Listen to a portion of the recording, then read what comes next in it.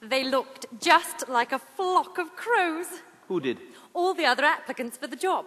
They all wore black dresses, stockings and shoes, just little white collars to relieve the dreariness. I thought that's what shop girls always wear. And the hours one is expected to work, 9 until 9 on Saturdays. What wages were they offering? Only 15 shillings a week. That's not a living wage. They didn't care. All of the women were desperate for the job. What are you doing?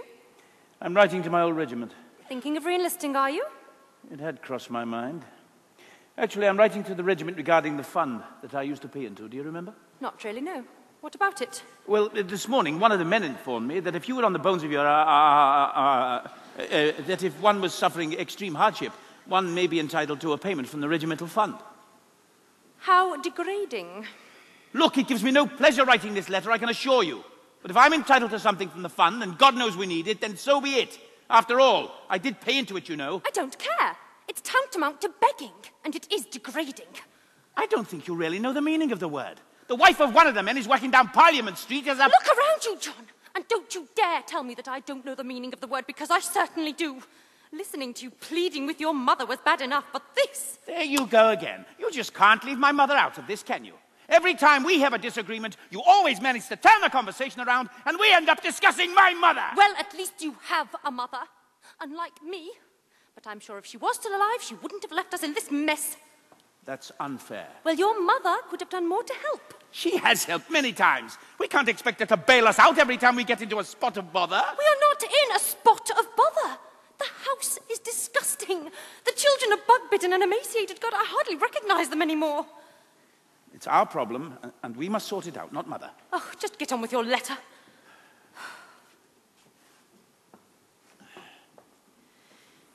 And what on earth is that?